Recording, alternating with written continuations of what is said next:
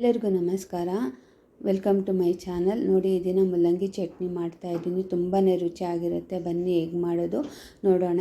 ಮೊದಲಿಗೆ ಜೀರಿಗೆ, ಕಾಳು ಮೆಣಸು, ಉದ್ದಿನಬೇಳೆ, ಕಡಲೆಬೇಳೆ, ಮೆಂತ್ಯ ಕಾಳು ಇಷ್ಟನ್ನು ಗೋಲ್ಡನ್ ಕಲರ್ ಬರೋವರೆಗೂ ಫ್ರೈ ಮಾಡ್ಕೊಳ್ಳಿ. ಒಣಮೆಣ್ಸಿನ್ಕಾಯಿ ಮತ್ತು ಬ್ಯಾಡಗೆ ಮೆಣಸಿನ್ಕಾಯಿ, ಗುಂಟೂರು ಮೆಣಸಿನ್ಕಾಯಿ ಎರಡನ್ನೂ ಹಾಕ್ಕೊತಾ ಇದ್ದೀನಿ. ಖಾರನ ನೋಡ್ಕೊಂಡು ಹಾಕ್ಕೊಳ್ಳಿ, ಯಾಕಂದರೆ ಕಾಳು ಮೆಣಸು ಎಲ್ಲ ಹಾಕಿರೋದ್ರಿಂದ ಸ್ವಲ್ಪ ಖಾರನ ನೋಡ್ಕೊಂಡು ಹಾಕ್ಕೊಳ್ಳಿ. ಒಂದು ಹಿಡಿಯಷ್ಟು ಕಾಯಿ ತುರಿನ ಹಾಕ್ಕೊತಾ ಇದ್ದೀನಿ. ನಾನು ಸುಮಾರು ಅರ್ಧ kg ಮುಲ್ಲಂಗಿನ ತಗೊಂಡು ಚೆನ್ನಾಗಿ ತೊಳೆದು ಸಿಪ್ಪೆನೆಲ್ಲ ತೆಗೆದು ಕಟ್ ಮಾಡಿಕೊಂಡಿದ್ದೀನಿ.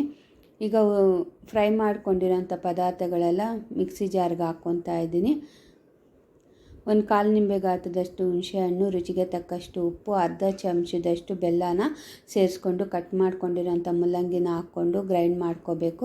ಸ್ವಲ್ಪ ತರಿಯಾಗಿ ಗ್ರೈಂಡ್ ಮಾಡ್ಕೊಳ್ಳಿ. ಇದು ಚಪಾತಿ ಜೊತೆ ತುಪ್ಪ ಹಾಕ್ಕೊಂಡು ಚಟ್ನಿನ ಸ್ಪ್ರೆಡ್ ಮಾಡಿಕೊಂಡು ರೋಲ್ ಮಾಡ್ಕೊಂಡು ತಿಂದ್ರೂ ತುಂಬಾ ಚೆನ್ನಾಗಿರುತ್ತೆ. ಮತ್ತು ಅನ್ನದ ಜೊತೆನೂ ಸಹ ತುಂಬಾ ಚೆನ್ನಾಗಿರುತ್ತೆ. ನಾವು ಟ್ರಾವೆಲ್ ಮಾಡಬೇಕಾದ್ರೆ ಈ ಥರ ಚಟ್ನಿಗಳನ್ನ ಮಾಡ್ಕೊಂಡು ತಗೊಂಡು ಹೋದರೆ ತುಂಬಾ ಚೆನ್ನಾಗಿರುತ್ತೆ ತಿನ್ನೋದಕ್ಕೂ. ನೋಡಿ, ಒಂದು 10 ಟೇಬಲ್ ಸ್ಪೂನಷ್ಟು ಎಣ್ಣೆ ಹಾಕ್ಕೊಂಡು ಜೀರಿಗೆ, ಸಾಸಿವೆ, ಕರಿಬೇವು ಸೊಪ್ಪನ್ನ ಸಣ್ಣದಾಗಿ ಕಟ್ ಮಾಡ್ಕೊಂಡು ಹಾಕ್ಕೊಳ್ಳಿ. ಕರಿಬೇವು ಸೊಪ್ಪು ತಿನ್ನಬೇಕಾದ್ರೆ ಪಕ್ಕಕ್ಕೆ ಇಕ್ತಾರೆ. ಕರಿಬೇವು ಸೊಪ್ಪು ತಿನ್ನೋದ್ರಿಂದ ಆರೋಗ್ಯಕ್ಕೆ ತುಂಬಾ ಒಳ್ಳೆಯದು.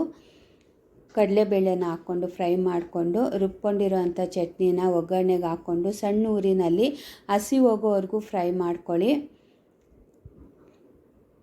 ಇದು 3-4 ದಿನ ಆದರೂ ಸ್ಟೋರ್ ಮಾಡಿಕ್ಕೋಬೋದು, ಏನೂ ಆಗಲ್ಲ, ಚೆನ್ನಾಗಿರುತ್ತೆ.